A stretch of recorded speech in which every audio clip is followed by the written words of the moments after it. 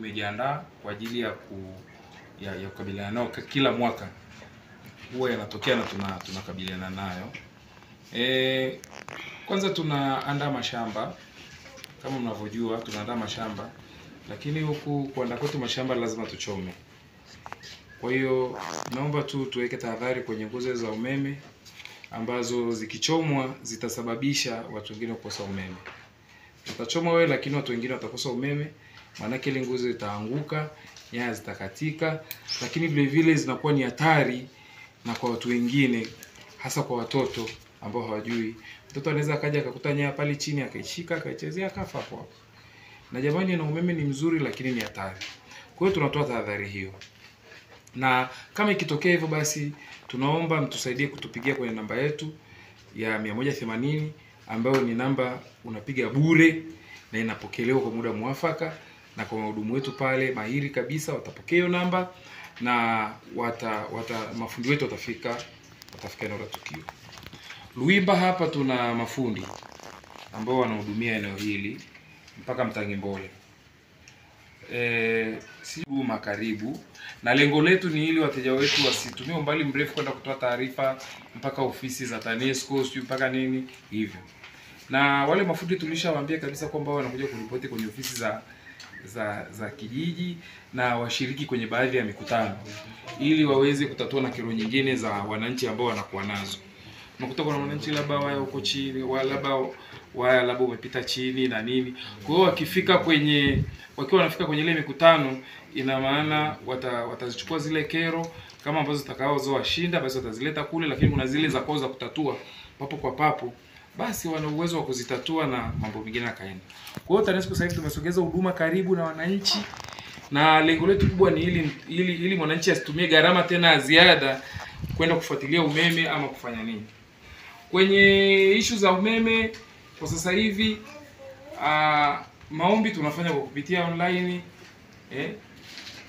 Kama una shida yoyote ndio unapiga kwenye namba 180. Kwa sasa hivi kule ofisini hatuna wateja wengi, anakuja mmoja tu yule mwenye shida ambayo ni ya tofauti kidogo. Kwa hiyo ndio atafika kule, atakuja ataulizia ama atafanya nini, ama kuna mtu tu ametoka mjini ameenda na shughuli zake, anaona ngoja nipite TANESCO niulizie. Kwa sababu kama ni voucher tunanunua kwenye simu, si ndiye?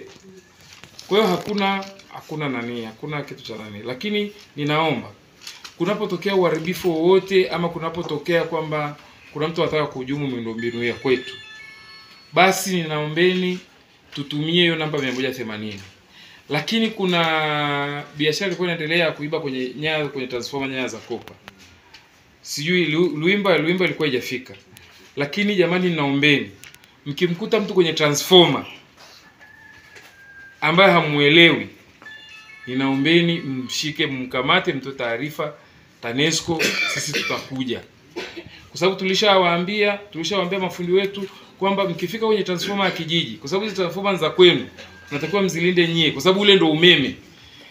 Ukifika kwenye transformer ya kijiji, kwa sababu ni ya kwenu, lazima atoe taarifa ijulikane hapo kabisa kwamba tunafanya kazi kwenye nini, kwenye transformer, si ndio jamani? Tofauti na hapo mkamateni, kwa sababu yani hali ilishakuwa mbaya kwetu kwamba kila siku ukienda huko transformer hii imeibiwa hichi, transformer hii imeibiwa hichi. Kwa hiyo tulifikia uamuzi huu, mkamateni, pigeni simu, akijitambulisha tukimjua ni wa kwetu basi ataendelea na kazi.